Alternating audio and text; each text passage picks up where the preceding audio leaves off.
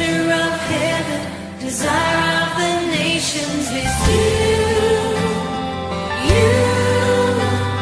the hope and the cry of our hearts. God, it's you, we're longing for all that you are. Jesus, wonderful Jesus, great is your glory.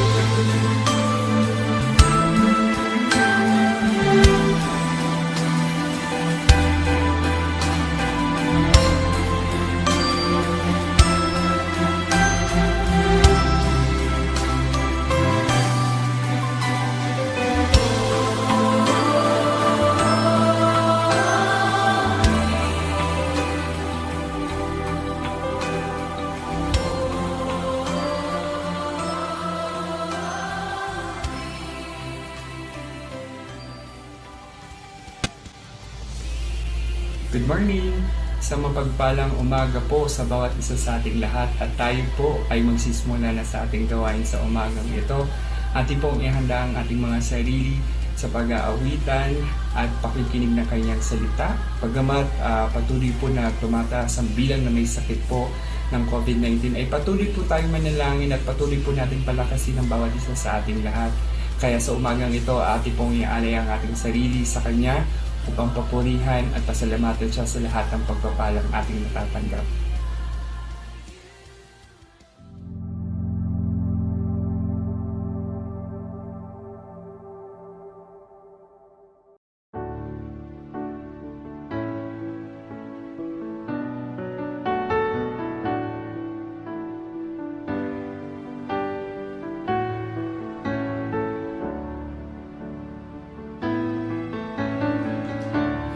You are my strength when I am weak. You are the treasure that I seek. You are my all in all. Seeking you as a precious jewel, not to give up, I'll be a fool. You are my all in all. Jesus, Lamb of God, worthy is your name. Jesus, Lamb of God, worthy is your name. Taking my sin, my cross, my shame, rise up again, I bless your name. You are my all in all. When I fall down, you pick me up. When I am dry, you fill my cup. You are my all in all. Jesus, Lamb of God, worthy is your name. Jesus, Lamb of God, worthy is your name. Jesus, Lamb of God, worthy is your name. Jesus, Lamb of God, worthy is your name.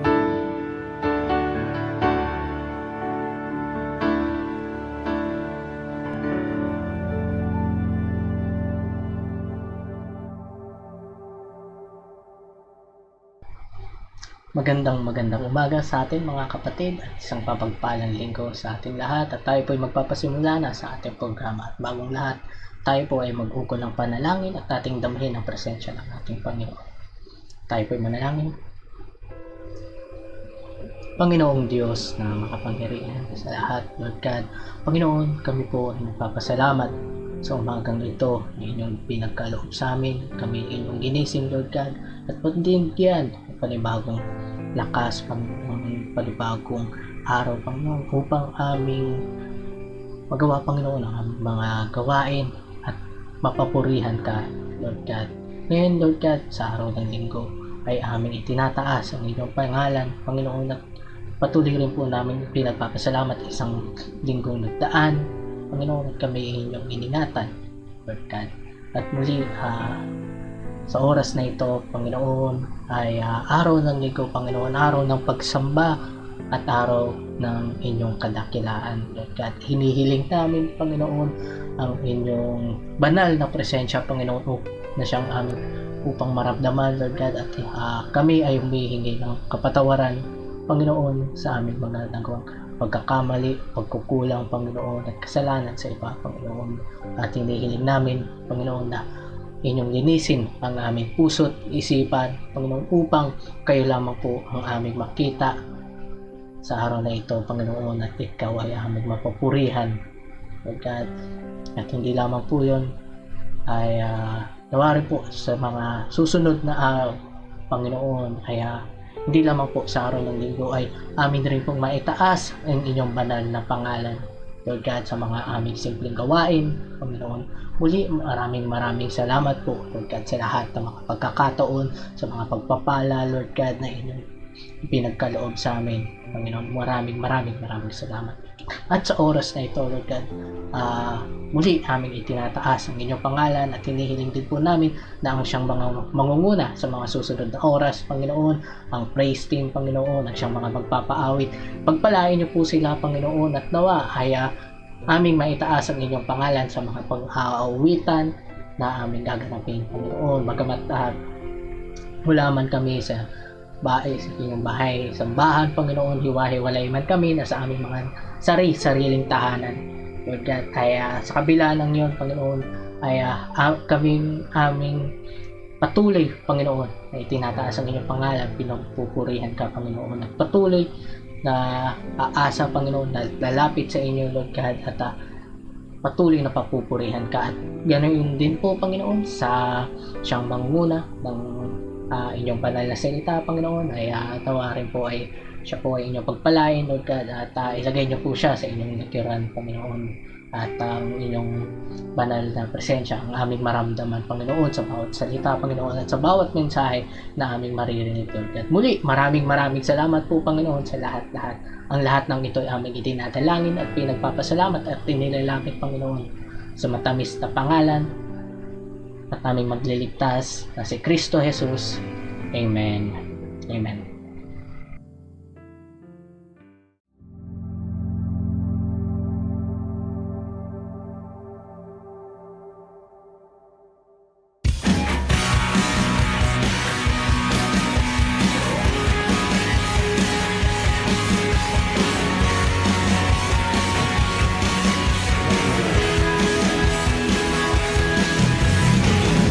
Lay my light down at your feet, 'cause you're the only one I need. I turn to you and you will always there. In troubled times it's you I see. I put you first, that's all I need. I offer all I am, all to you.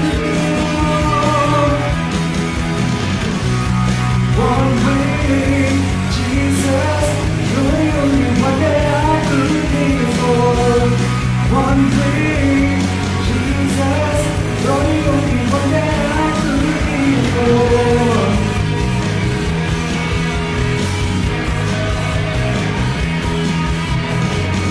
You are always there, in every hour and everywhere. Your grace abounds so deeply within me. You will never ever change. Yesterday, today, the same. Forever till forever, it's no end. One way, Jesus, you're the only one that I could live for.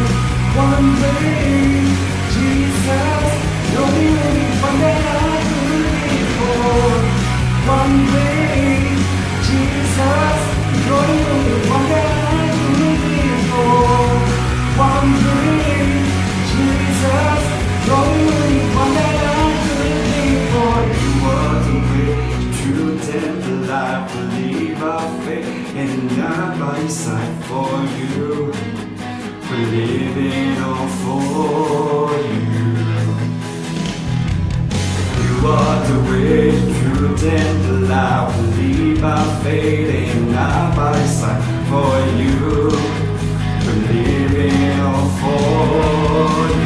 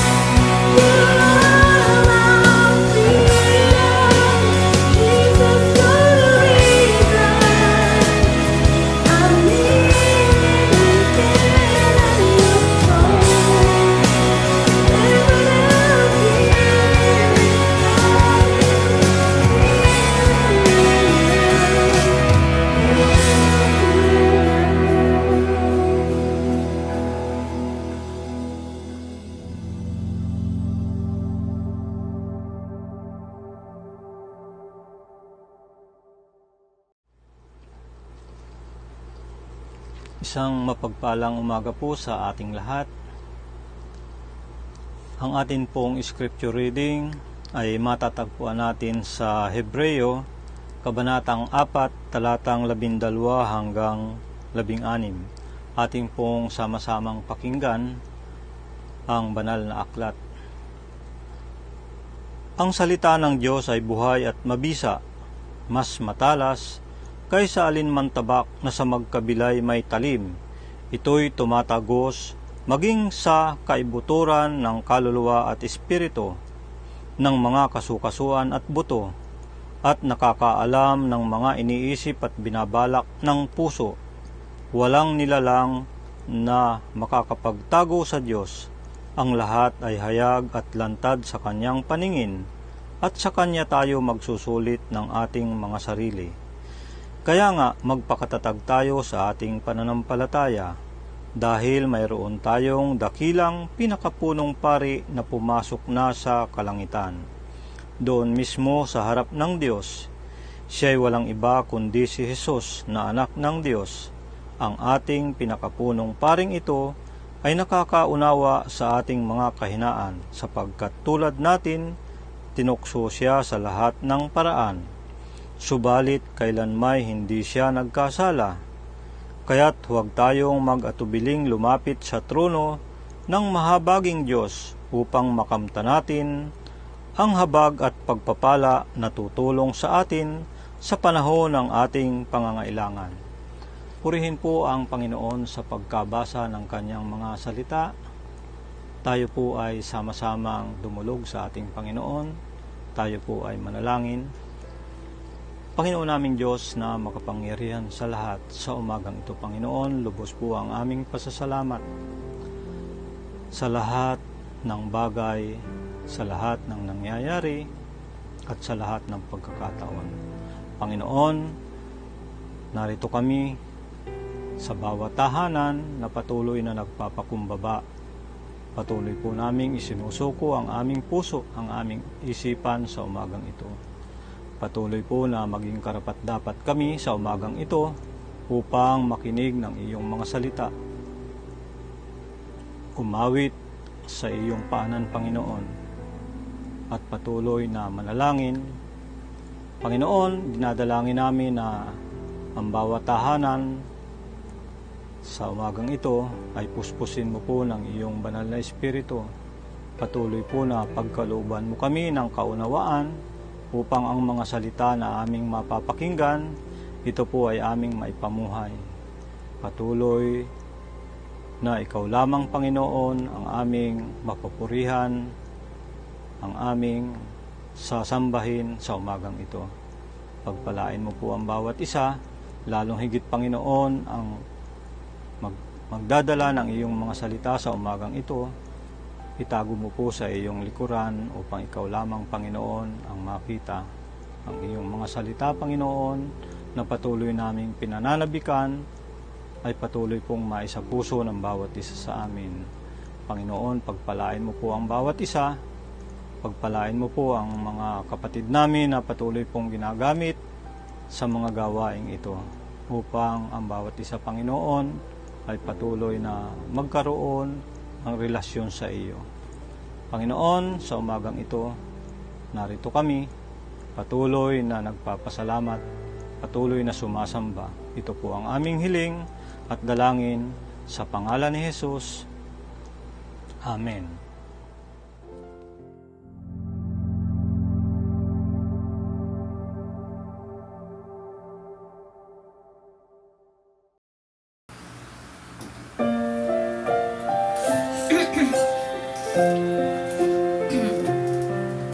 Lahat sa akin, lahat ng akin, inaalay kong lahat sa'yo, Diyos. Lahat ng sisi, pagbubunyi, ligaya't hagpis, nawa'y tanggapin. O Diyos, buhay ko'y alay sa'yo, aking nakaraan. Iyong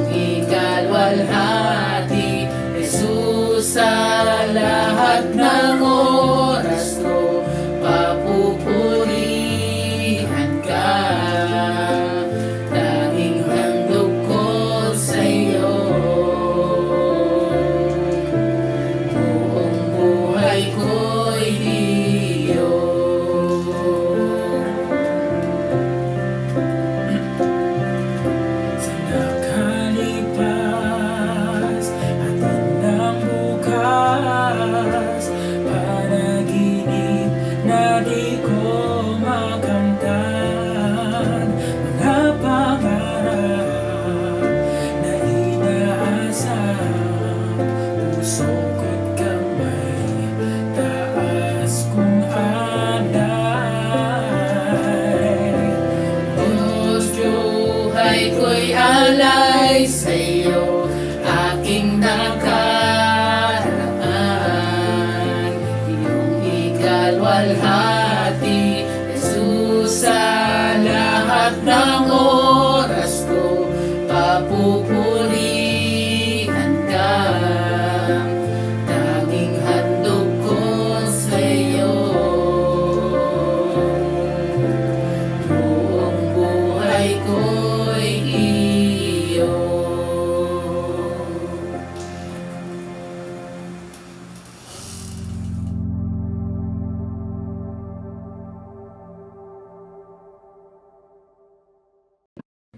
Isang mapagpalang umaga po sa atin lahat mga kapatid. Ako muli si Brother Ryan lang siyang gagamitin ng ating Panginoon sa umaga pong ito.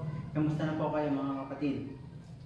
Ang ating pong pag-aaralan, bagaman tayo po ngayon ay naka-series about worship at yun nga ay pinangunahan ng ating magiting na pastor na si Brother Genesis about the worship last Sunday. Ngayon po ay about worship pa rin. At bagaman ito pong topic natin na pag-aaralin ay nakuha, managamit ng ating magiting na pastor. Ngunit ngayon po ay gagamitin muli natin at upang ipaunawa sa bawat isa sa atin kung ano pa nga ba yung ipinaparating sa atin ng sulat ni Apostol Pablo dito. Ang ating pong pag-aaralan ay matatagpuan sa Romans chapter 12, verse 1 to 2. Very common na po ito at madalas natin napapakinggan sa harap pag ito po ay binabasa ng ating mga elder or yung iba po baka napakinggan na yung salita na ito na po at patuloy natin nababasa sa banal na kasulatan. Sabi po dito, kaya nga mga kapatid, alang-alang sa masaganang habag ng Diyos sa atin, ako'y namamanhik sa inyo, iyalay ninyo ang inyong sarili bilang handog na buhay, banal at kalugod-lugod sa Kanya. Ito ang karapat-dapat na pagsamba ninyo sa Diyos. Huwag kayong umayon sa takbo ng mundong ito, mag-iba na kayo at magbago ng isip upang mabatid ninyo ang kalooban ng Diyos kung ano ang mabuti, nakakalugod sa Kanya at talagang ganap. Ang ating pag-aaralan sa umaga po ito ay pinamagatan pong ang nararapat na pagsamba sa Diyos, enhancing our interest in worship. At meron na po ang katanungan sa bawat sa atin, ano po, ikaw ba o tayo ba ay nawawalan na ng gana sa pagsamba sa Diyos? Alam niyo po, sa panahon natin ngayon na kung saan ay nagkakaroon tayo ng online worship, ano po, minsan talaga darating yung time na parang nawawalan ka na ng gana. Ano po? At ikaw ba mismo kapatid, naramdaman mo ba ito? Na nawalan ka na ba ng gana sa pagsasamba sa Diyos? Kaya po, hindi na ba tayo nagiging interesado kapag araw ng pagsamba natin? Ano po? Yung mga past worship natin, yung mga online worship natin, baka tayo mismo nawawalan tayo ng interesado. Ano po, na kung saan every Sunday, hindi na tayo nanonood ng ating online service, ang Muntinlupa Church of Christ.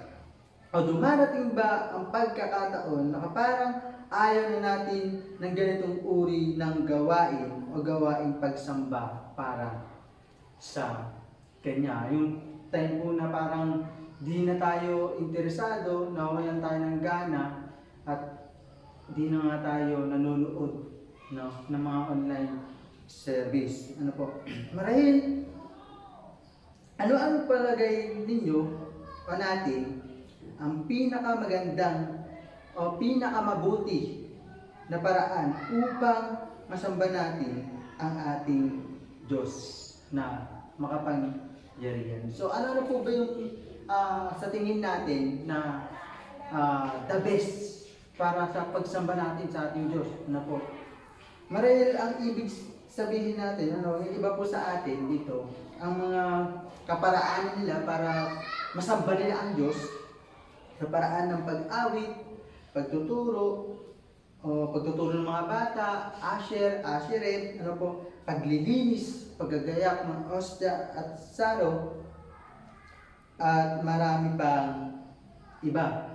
Ang lahat po ng ito ay nakakapagbigay papuri at pagsamba sa ating Diyos. Ngunit sa araw na ito, ang ating pong pag-aaralan kung paano o ano yung nararapat na pagsamba sa ating Diyos. Ang Book of Romans ay punong-puno ng doktrina. Kaya nga po, sa pagdating po sa chapter 12, itinuro ni Apostol Pablo rito kung paano maisasapamuhay yung mga doktrinang iyon na hindi lang dapat nagtatapos sa ating puso't isipan. Dapat ay maisapamuhay natin ito. So, may apat po rito na ibinigay si Apostol Pablo para sa atin kung ano ba yung nararapat na pagsamba sa Diyos. Una po rito, iyari ang sarili dahil sa kanyang masaganang habag. Alam niyo po mga kapatid, mga tunay na Kristiyano, alang-alang sa masaganang habag na ang English po nito ay mercies o maraming mercy ng Diyos sa atin. Pag sinabi po kasing mercy, ano po ba yung pumapasok sa isipan natin yun? Pag sinabing mercy, ito po yung kung saan ay binili tayo ng Diyos, kung saan ay binayaran niya tayo sa pagkakasala natin. Nahabag siya sa atin. Kung saan dati tayo ay makasalanan dahil sa kahabagan ng Diyos, binigay niya ang kanyang bugtong na anak na si Jesus para tayo ay maligtas. So, bakit ginawa ng Diyos iyon? Ngayon, sa panahon natin ngayon, dahil niya ginawa niya iyon, tayo mismo, may interesado na ang Diyos sa atin, sa bawat kaluluwa natin. So, paano natin dapat ialay ang ating sarili? Alam niyo po, ang Hudyo at Pagano ay naiintindihan nila pag sinabing ialay ang sarili. Dahil po, nung una pa lamang, ginagawa na po nila ito. Kung saan ay inaalay talaga nila yung kanilang sarili. Ang kaibahan po nito, yung sarili nila ang kanilang inaalay. Yung mismong buhay nila. At tayo po ay sa buong puso natin dapat ibinibigay natin yung ating sarili. Hindi katulad ng Pagano o Hudyo na saan ay mismong sarili nila, mismong buhay nila, inaaral nila, pinapatay nila yung sarili. Tayo po, saan sa panahon natin ngayon, hindi na natin kailangan gawin yun. Ang kailangan natin gawin, buong puso natin iniaalay ang ating buhay. Saan living sacrifice. At alam po naman natin na kung saan ay sa panahon natin ngayon, marami talagang gumagawa pa rin na kung saan para lang nila mapapurihan ang Diyos, inaari pa rin nila ang sarili. May mga reliyon o may mga dominasyon na gumagawa pa rin ito. Pero bilang tayo mga Kristiyano, ang tinuturo sa atin ng Biblia ay kung saan yung pagiging living sacrifice natin, buhay tayo, nangyayari natin, pagsiserve natin kay Lord. Hindi yung ating mismong katawan. Hindi mismo kailangan natin patayin ang ating sarili. Ikalawang bagay po, sabi rito, ialay ang sarili bilang handog na buhay. Yun po yung sinasabi ko sa inyo kanina na hindi natin ialay ang ating sarili para patayin, kundi ialay natin ang ating sarili bilang handog na buhay. Kung babasahin po natin sa Old Testament, nung time ni Abraham, tinawag po si Abraham bilang ialay ang kanyang anak. Alam niyo po, nung time kasi niya, kaya ialay niya talaga ang kanyang anak dahil ang mismong Diyos ang tumawag sa kanya. Tayo ngayon, ang gagawin natin mga kapatid, bilang handog na buhay, iaalin natin ang ating sarili bilang handog na buhay, hindi kailangan patayin. Hindi natin kailangan patayin, titilin ang ating sarili para lang may alay sa Diyos. So, pag sinabing buhay, sa Greek word ay zao, na ang ibig sabihin ay life, masigla, awake, puno ng gana, at interesado. Pag sinabi naman po banal, ito po naman sinasabi sa Greek dito, hagios or pure at kalugod-lugod. Yun po yung kailangan natin. Kung saan ay bilang handog na buhay, kailangan maging kalugod-lugod ang ating pamumuhay. Yun ang kailangan natin gawin para tayo ay magsumamba sa Diyos ng karapat dapat. Alam niyo po, kung babasahin natin ang ginagawa ng mga taga-Romano, kapag nag-aalay sila ng mga hayop, gulay, prutas, dapat walang depekto. And sa Old Testament po, si Cain and Abel, nung time na sila po ay mag-aalay sa Diyos, ang ginawa po ni Cain, ang mga binigay niya po, yung mga depekto pag-aalay. Then nung si Abel nagbigay, yung pinaka-the best. Nung time na ito ay kukunin ng Diyos, tatanggapin ng Diyos ang kanyang pag-aalay, sino po ba yung tinanggap ng pag-aalay? Yung galing kay Abel. At nung kay Cain ay hindi niya ito tinanggap. Bakit po hindi tinanggap ng Diyos? Dahil nga sa mga depekto. At bilang tayo, mga kapatid, paano natin ialay ang ating sarili bilang handog na buhay? Dapat kalugod-lugod sa Diyos. Dapat nakikitaan tayo na kung saan sumusunod tayo, hindi mismo banal. Alam po natin, pag sinabing banal kasi, walang bahid na kasalanan. Pero bilang tayo mga Kristiyano na kung saan sumusunod sa Kanya, dapat kalugod-lugod ang ating pinapakita, ang ating pamumuhay araw-araw. Alam niyo po, bago nila ialay ang mga hayop noon, pangkaraniwan po ay tupa o ordero, papatayin po muna nila ito. O masasaktan muna sila bago mamatay. Ganyan po yung ginagawa ng mga Romano noon, mga taga-Roma, na kung saan ay ganun po yung pag-aalay nila sa mga hayop, mga tupa, ganun din po ang ating sarili. Masakit talaga para sa ating sarili, napatayin natin ang ating mga kasalanan, lalo na po sa mga nakagawian na natin, mga kasalanan. Kung bibigay po ako ng mga example dito, mga example lang naman po dito na kung saan ay nagagawa natin dati noon, nung hindi pa natin nakikilala ang Diyos at hindi pa tayo Kristiyano. Una po rito ay galit. Napakahirap patayin bilang sa atin, bilang sa ating lahat na kung saan ay sumusunod sa ating Diyos, ang galit. Pero sabi nga po, ng Biblia sa Galatians chapter 22, chapter 5 verse 22, kung saan ay sinabi doon ay dapat meron tayong self-control. Yung galit dapat sa ating puso, alisin natin, dapat meron tayong bumalanse ng ating sarili. Ikalawa po rito, ang pagmumura.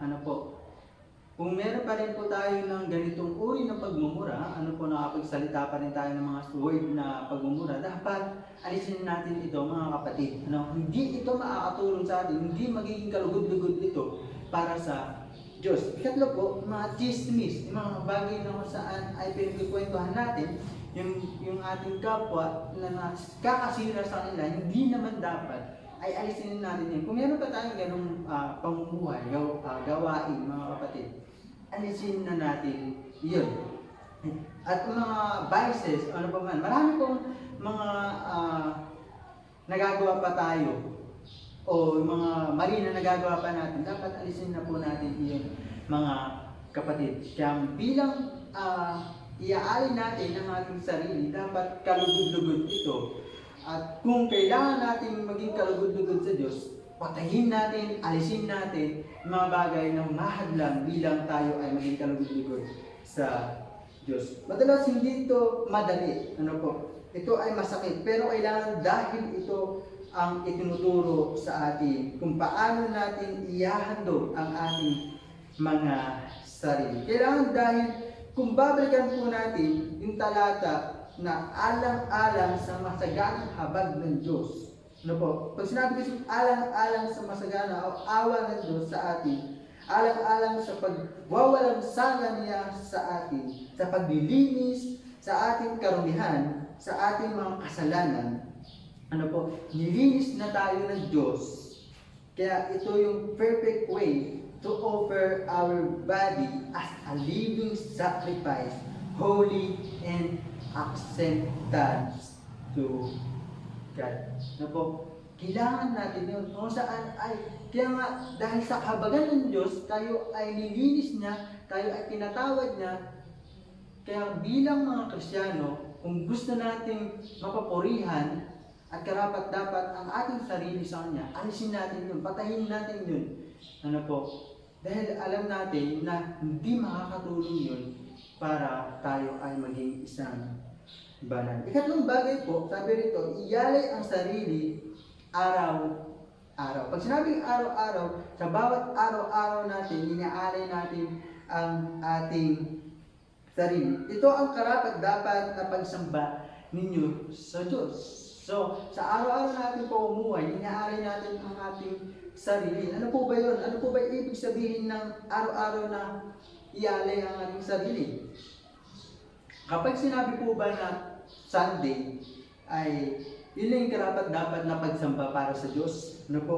At kapag dating ng Lunes hanggang Sabado, hindi na tayo nagsasamba sa Diyos. Ano po? Baka tayo mismo, o natatanong ba natin yun sa ating sarili na tuwing Sunday lang pala tayo nakakapag-worship kay Lord? Ano po? Hindi po sinabi ng Biblia na kung saan every Sunday lang tayo mag-worship kay Lord. Lalo higit ngayon na kung saan ay nagkakaroon na tayo ng online service at hindi tayo nagkakaroon ng mga pagtitipon, mga fellowship, mga prayer meeting, although meron pa rin po tayong devotional every Sunday, pero hindi pa rin yung sapat mga kapatid. Kailangan natin na ialay ang ating sarili araw-araw.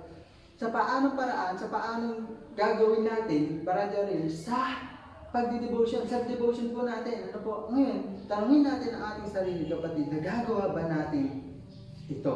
Ano po? Nagagawa ba natin ba talaga yung ating self-devotion? Nakapag-aral ba tayo ng Biblia araw-araw? Ano po? Nakapapapurihan po ba natin ang Diyos araw-araw? Ano po? Alam niyo po mga kapatid, kahit gaano pa man kagaling sa isang bagay, kahit napakagaling mong tumutog, kahit napakahusay mo sa kahit napakatalino mo, ngunit kung di mo naman inaalay ang iyong sarili araw-araw at hindi ka sumusunod sa Diyos, baliwala po yan sa Diyos. Hindi niya i-accept yan. Ano po? Ang kailangan ng Diyos para sa atin at i-accept tayo ng Diyos ay yung araw-araw natin siyang pinapapurihan. Araw-araw tayong sumusunod sa Kanya. Araw-araw tayo nagbabasa ng Biblia. Ngayon kapatid, tanungin mo ang iyong sarili kung nagagawa mo ba ito. Kung napapurihan mo ba ang Diyos. Dahil hindi sapat, at palagi ko kung sasabihin sa inyo kapatid, hindi sapat na every Sunday lang tayo nagpupuri sa Diyos, kundi everyday. Everyday tayo magpupuri sa ating Diyos. Kung saan ay kapag Sunday lang pala, saka lang tayo mag-worship, saka lang tayo papurihan natin ang Diyos. Ano po, pagdating ng Sabado, pagdating ng Monday, Tuesday, Wednesday, hanggang Friday, hanggang Saturday, nagiging iba na tayo. Ano po, hindi na tayo yung Kristiyano. Alam niyo po, ba ang nangyayari sa atin, para tayong si Superman, pagdating natin sa church, tayo ay napaka-formal, tignan. Nakikita sa atin pagiging isang Kristiyano. Pero paglabas na natin sa church, pagdating ng Monday hanggang Saturday, hinuhubad na natin. Nagiging iba na. At yung S po na yun, baka yun na nga po yung sin sa atin. Nakagawa na tayo ng mga kasalanan. Hindi na natin napipigilan natin sarili. Kaya po bilang mga Kristiyano, kung kailangan natin iyalay ang ating sarili araw-araw, gawin po natin ang self-devotion. Tayo mismo, magbasa tayo ng Biblia, basahin natin ito, kunin natin ito. At ito po ang mga katulong sa atin. Sa panahon natin ngayon na may mga krisis, mga problema, pagsubok, ito pa rin ang mga katulong sa atin. At wala na pong iba. Ano po? At panghuli pong bagay, ano po, iyali ang sarili sa pamamagitan ng pagbabago ng pag-iisip. Sa verse 2 po, ano po, atin pong ulit babasahin ang verse 2. Sabi ko rito, huwag kayong umayon sa takbo ng mundong ito, mag-iba na kayo at magbago ng isip upang mabatid ninyo ang kalooban ng Diyos kung ano ang mabuti, nakakalugod sa Kanya at talagang ganap. Sabi doon, nakakalugod sa Kanya. Ano po? So, sa ika-apat po na ating puntos, sabi doon, iyalay ang ating sarili sa pamamagitan ng pagbabago ng ating pag-iisip. Ano po? Sabi dito, huwag kayong umayon, o pag sinabing umayon, confirm, maging katulad sa takbo ng mundong ito. Ano po tayo umayon? Ano po ba yung mga nangyayari sa mundong ito? Napakarami po. Ano po, napakarami na kung saan ginagamit ng masamang ng ating kaaway. Ano, mga masasamang gawain. Ano, baka mismo tayo mga Kristiyano, ano po, ay nakikiayon din dito, ano po, nakikisali rin dito sa mga gawain makasanlibutan. Dito, ano po, tinaamin ko rin po na bilang ako rin na inyong lingkod, minsan talaga ay nakakagawa rin ako ng mga bagay na makasanlibutan. Ngunit nga, hiningi ko yun ng tawad. Bilang tayo na sumusunod sa ating Diyos, dapat sa paghingi natin ng tawad, natututo tayo. Natututo tayo sa mga bagay na pagkakamali natin. Ano po?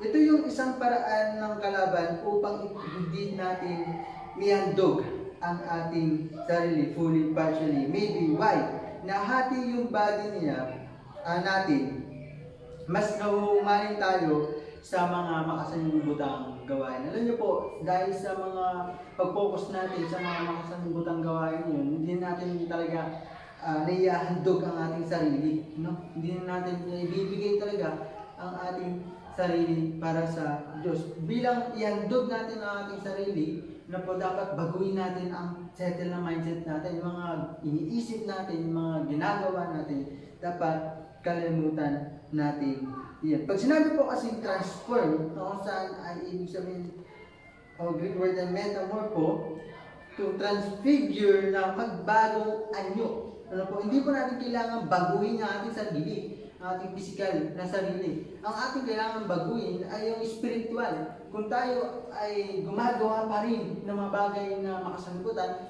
kung tayo ay nahuhook pa rin ng mga tao na makasanlibutan, dapat baguhin natin yung isettle natin ang mindset natin sa mga langit na gawain. Ano po? At sabi po rito, to change na tayo magbago ng pag-iisip, mabatid ng kalooban ng Diyos na tayo ay nababago niya dahil sa mga gawain na katulad na ito. Ano po? Ang tanong ko po sa inyo mga kapatid, kamusta na po kaya yung nilalaman ng pag-iisip natin ngayon? Sa araw po natin ngayon, sa oras natin ngayon, ano po ba yung iniisip natin ngayon? Iniisip po ba natin yung pag-worship kay Lord?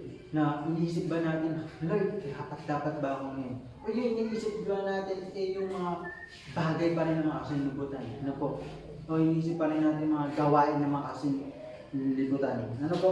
No, ay alisin natin yung mindset natin na yun at maunawaan natin at mabatid natin na kailangan natin na matransform ang ating sarili. Ano po? So, katulad din po sa ating sarili na kung saan ay gumagawa na rin tayo ng kaparaan ng mali. Ano po? Dahil nga sa hindi natin pa binabago ng ating pag-iisip dahil hindi sa mga makasanlibutang gawain. Ano? Alisin na po natin yun. Baka din po sa church natin, baka nagdagalan din natin ito. Ano po? Yung mga katulad ng padalos-dalos na desisyon sa church, ano po, at padalos-dalos na desisyon sa ating sarili. Ano po, alisin na po natin yung dapat ang isettle natin sa ating mindset, dapat yung mapapurihan pa rin natin ng Diyos. Dapat yung siya pa rin ang masusunod sa atin. Ano po? Always ask ourselves before we make a decision. Ano po? Lagi po natin tatanungin ang ating sarili na kung tama ba to, kung malulugod ba yung ating Diyos sa gagawin kong ito. Ano po? Dapat lagi natin tatanungin ang ating sarili kung tama nga ba ang lahat ng ating gagawin. Kapag sinagot ng Bible na kung saan yes, yung gagawin mo na yun, patuloy mo kapatid. Pero pag sinabi ng Bible, no, huwag na natin ituloy. Ano po? Upang hindi tayo mapurusahan ng ating Diyos. Ano po? Sabi po sa Colossians chapter 1 verse 28, sabi ito, ituro natin kung ano ang gustong marinig ng Diyos. Hindi sa kung ano gustong marinig ng tao. Kaya tayo mga kapatid, tayo ng mga Kristiyano, tayo rin ang gagamitin ng Diyos. Ano po? Bilang tayo ay makikitaan niya ng kalugod-lugod sa ating pamumuhay. Dinaanin natin ating sarili sa Kanya. Ano po? Tayo rin dapat sa pagtuturo natin ng mga banal na salita sa ating mga kapatid na hindi pa nakakilala sa kanila, sa ating Diyos. Ano po? Ay kailangan natin na ituro yung dapat na ikakalugod ng Diyos, hindi ikakalugod ng tao. Kung alam mo na mali na ginagawa ng iyong kapwa, ituro mo ang dapat. Kung alam natin na makakasama iyon para sa ating lahat, sabihin natin ang karapat-dapat yung itinuturo sa atin ng Diyos. Ano po? At bilang pagtatapos po, ay nais ko lang po kayong tanongin. Ano po? Ano ang nararapat na pagsamba para sa iyo? Ano po ba yung nararapat na pagsamba? Ngayon, sa umaga pong ito ay napakinggan natin yung mga nararapat kaparaanan upang mapapurihan natin ang ating Diyos. Para sa atin, ano pa ba ang nararapat na pagsamba sa Diyos? Nararapat na pagsamba sa Diyos ay baguhin natin ang ating sarili, baguhin natin ang ating paggawa, alisin natin ang mga makakasira sa atin, at baguhin natin ang spiritual life natin kung saan ay mapapurihan dapat ang ating Diyos. Nga po mga kapatid, sa umagang ito ay nagbigay inspirasyon ang mensaheng ito na ibinigay sa atin ni Apostol Pablo sa mga taga-Roma. At ako po si Brother Ariel, patuloy po tayo mag-iingat at manalangin at magtiwala sa ating Panginoon. God bless po sa bawat isa sa atin.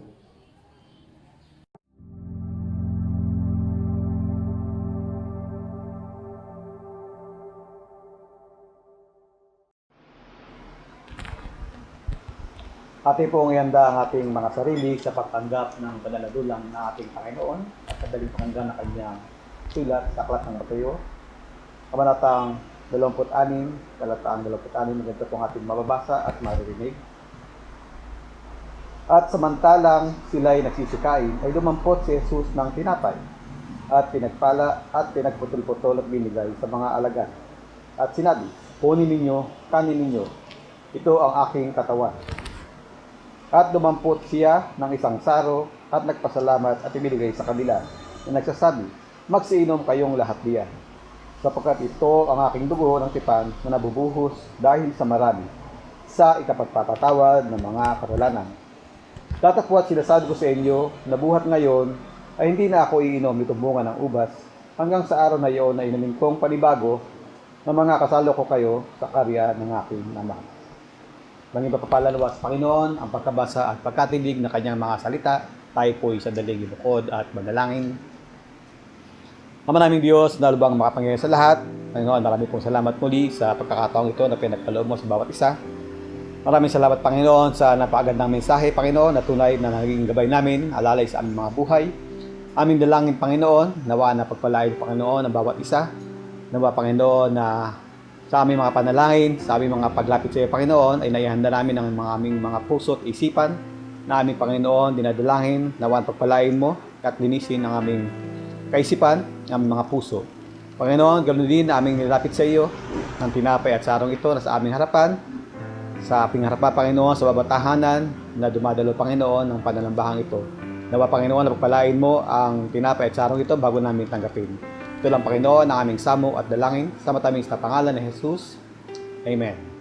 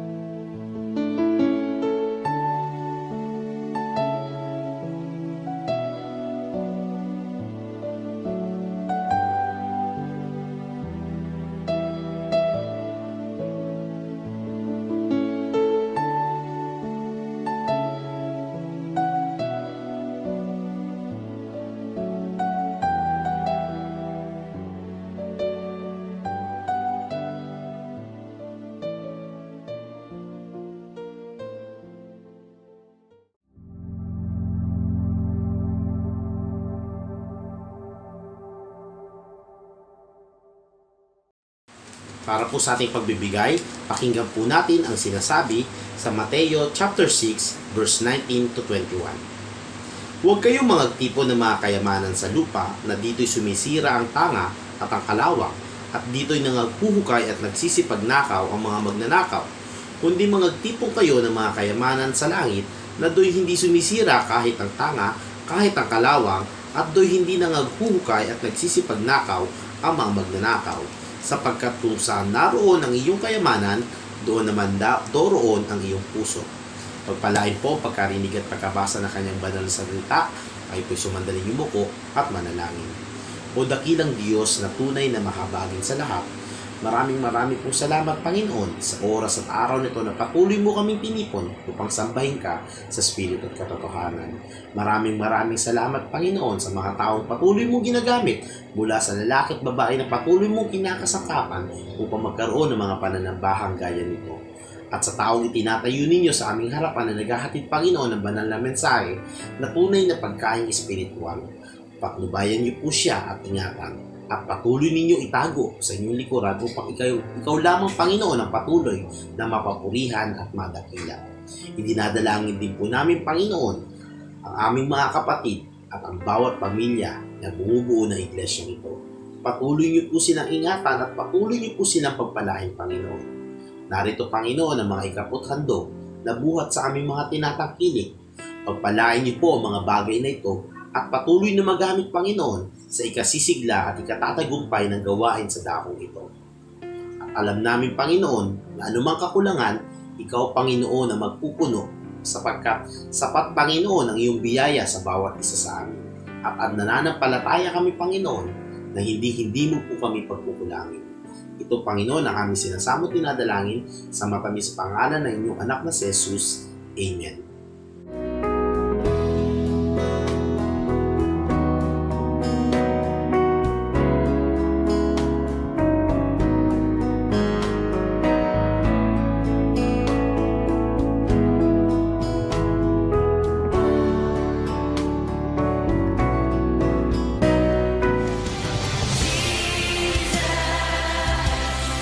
Wonderful Jesus,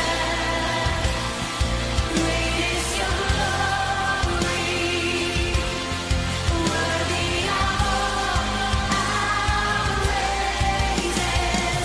Jesus, we worship you, Jesus. Magandang umaga po sa bawat isa sa atin. Iniimbitahan ko po ang mga bata edad 3 to 9 sa aming Sunday School activity. Mamaya na po pagkatapos ng ating pananambahan. Just click the link below. See you and God bless! Bye!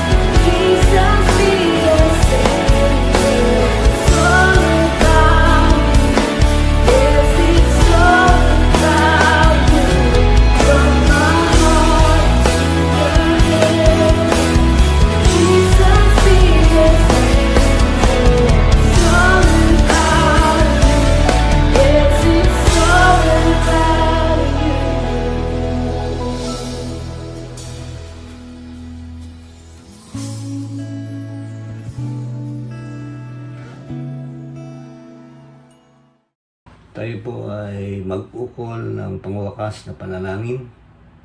Tayo po ay umukol. Maraming Diyos na lubhang makapangyarihan sa lahat. Salamat Panginoon sa matagumpay na pananambahan namin ngayong umaga. Salamat Panginoon sa mga salita na nahayag. Patuloy na nagbibigay inspirasyon Panginoon sa bawat isa. Gayon din nagbibigay ng gabay sa amin sa araw-araw naming pamumuhay. Salamat Ama sa babae at mga lalaki na ginamit mo upang maging siyang tagapanguna ng gawain na ito. Dalangin namin Panginoon na pagpalain mo at pagkalooban ng patuloy na karunungan ng bawat isa. Dalangin din namin Panginoon sa kabila Panginoon ng pandemic na aming nararanasan. Hindi naging hadlang ito Panginoon upang kami ay magpuri at pasalamat Panginoon sa pamamagitan ng aming pananambahan sa iyo. Dadalangin din namin Panginoon ang kalagayan ng aming bansa. Nawa Panginoon ay ito ay patuloy mong samahan ng bawat isa. Lalo tigit Panginoon ng aming mga kapatid na nakaranas ng kahirapan dulot ng krisis na ito. Tulungan mo Panginoon ng bawat isa at patuloy na bigyan ng lakas ng loob upang paglabanan ang karamdamang ito. Nawa ay patuloy kaming magtiwala at palakasin namin ang pananampalataya sa iyo. Dinadalangin din namin Panginoon ang leader ng aming bansa na patuloy mo siyang kalooban ng knowledge and wisdom kung paano niya Panginoon i-handle ang ganitong sitwasyon. Gayon din ang kanyang mga kasama Panginoon sa cabinet. Samahan mo sila. Buklodin mo sila ng isang pag-iisip na nagmumula Panginoon sa iyo upang maging matagumpay ang kanilang layunin upang paglabanan ang krisis na ito. Sa iyo namin pinagkakatiwala Panginoon na lahat ng bagay. Kung meron kami mang nakaligtaan Panginoon, ikaw nawa ang magdagdag. Sa iyo namin pinagkakatiwala ang aming mga buhay. Ibinabalik namin ang lahat ng kapurihan, ang lahat ng pasasalamat. Ito ay ang asamat dalangin sa pangalan ni Jesus. Amen.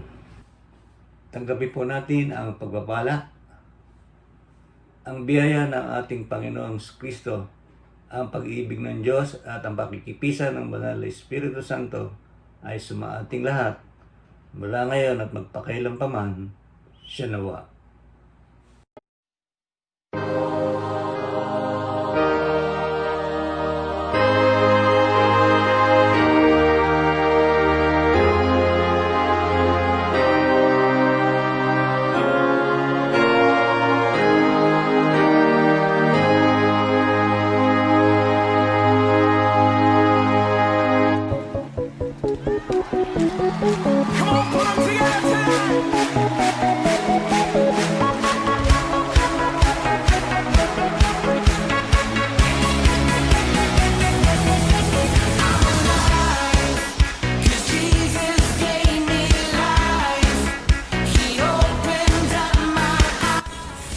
Hello! Happy Sunday, brothers and sisters. We hope that you are in good condition. Please stay safe and take care of yourselves. And I know that with prayers, we will overcome this pandemic. So, happy Sunday, everyone.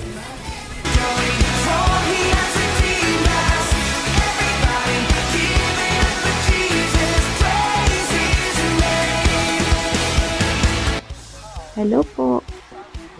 Magandang araw po sa bawat isa. Happy Sunday po. Kamusta na po kayo mga kapatid ko sa Muntinlupa? Long time no see. hindi tayo nagpangi-pangita. Sadyang kay buti ng Panginoon na kahit na tayo ay nasa malayo, eto, at pinaunlakan nyo naman akong batiin kayo dyan sa Muntinlupa. Kamusta na kayo mga kapatid?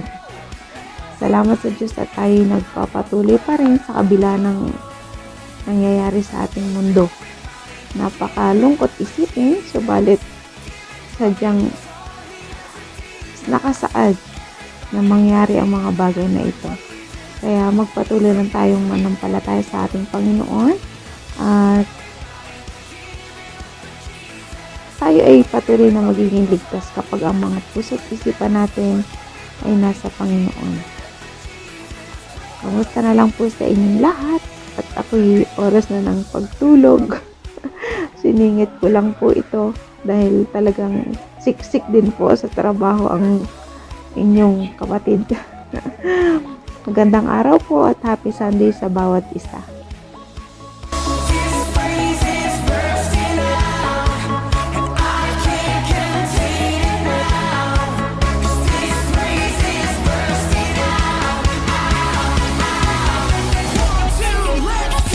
Isang mapagpalang umaga po sa ating lahat, mga kapatid, sa dako ng Muntinlupa, na mapatuloy po lahat ang bawat isa sa atin ay nasa kaligtasan at maayos po ang ating kalalagayan.